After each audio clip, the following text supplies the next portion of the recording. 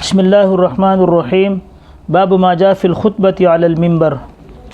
امام ترمذی رحمۃ اللہ علیہ اس باب میں کہ جمعے کا جو خطبہ ہے وہ منبر کے اوپر دیا جائے گا، اس مسئلے کو بیان کر رہے ہیں۔ اور منبر کے لیے کوئی بھی اونچی چیز ہو، کوئی خاص منبر بنانا ضروری نہیں ہے، یعنی کوئی بھی اونچی چیز ہو جس پر امام کھڑے ہو کر خطبہ دے، اس سے یہ سنت ادا ہو جائے گی۔ اور مقصد اس کا یہ ہے کسی اونچی چیز پر کھڑے ہونے کا امام کا کہ دور والے لوگ بھی امام کو دیکھیں اور دور کے لوگوں تک اس کی آواز پہنچے۔ نمبر 3، جب لوگ یہ امام خطبہ دینے کے لیے اونچی جگہ پہ کھڑا ہوگا تو سارے لوگ ان کو دیکھیں گے، اور جو دور بیٹھنے والے ہیں اگر ان تک آواز نہیں بھی پہنچے گی تو وہ امام کے اشاروں سے اور چہرے کے اتار چڑھاؤ سے بھی بات سمجھنے میں مدد ملتی ہے، بات کے سمجھنے میں مدد ملتی ہے۔ لیکن اگر کسی جگہ پر منبر نہ ہو اور امام ویسے ہی زمین کے اوپر کھڑا ہو کر خطبہ دے تو یہ بھی جائز ہے، اس سے بھی سنت ادا ہو جائے گی۔ یعنی کوئی فرض نہیں ہے کہ منبر پر کھڑے ہو کر خطبہ دیا جائے۔ منبر صرف کا مقصد یہ ہے کہ امام اونچی جگہ پہ ہو تاکہ اس کی آواز دور تک جائے اور زیادہ لوگ ان کو دیکھ سکیں۔ اور حضرت نافع جو کہ حضرت عبداللہ بن عمر عنہ کے آزاد کردہ غلام ہیں، وہ کہتے ہیں کہ حضور علیہ الصلوۃ والسلام کان یخطب الی جذع۔ آپ کو یہ بات پیچھے بھی عرض کر چکا ہوں کہ مسجد نبوی یہ 2 یتیم بچوں کا ایک باغ تھا، ان بچوں سے اس کو خریدا گیا، پھر جہاں جہاں پر ستون رکھنے تھے اس جگہ پر درختوں کو چھوڑا گیا، باقی درختوں کو کاٹ کے ان کے جو چیزیں تھیں وہ اوپر ایک چھپر سا بنایا گیا، اور ایسی ہی مسجد نبوی تھی۔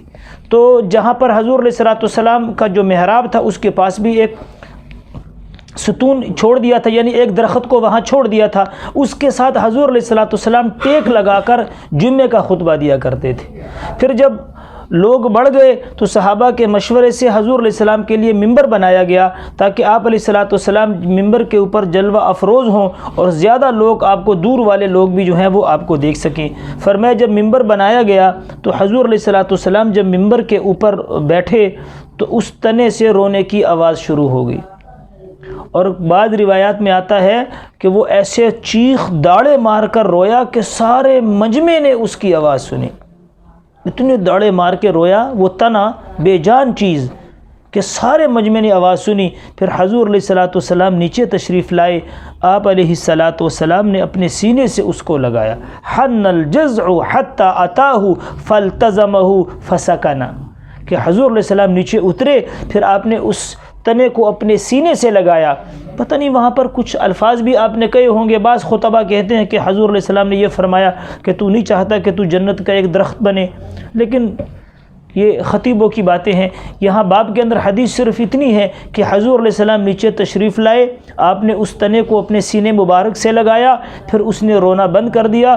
ہاں یہ روایتوں میں آتا ہے کہ اس تنے کو پھر اکھاڑا گیا اور منبر کے نیچے اس کو دفن کیا گیا۔ اس تنے کو پھر اس کے بعد اکھاڑ دیا گیا اور اس کو اس منبر کے نیچے دفن کر دیا گیا۔ تو اس بارے میں خطیب حضرات کافی اپنے خطابانہ انداز میں بیان کرتے ہیں۔ اس باب میں امام ترمذی رحمۃ اللہ علیہ صرف یہ بیان کرنا چاہتے ہیں کہ منبر پر کھڑے ہو کر خطبہ دینا یہ حضور علیہ الصلوۃ والسلام سے ثابت ہے اور سنت ہے، لہٰذا کوئی بھی اونچی چیز پر کھڑے ہو کر خطبہ دیا جائے گا تو سنت ادا ہو جائے گی، اور اگر کسی علاقے میں کسی مسجد میں منبر نہیں تو پھر زمین پر بھی خطبہ دینے سے خطبہ ادا ہو جائے گا۔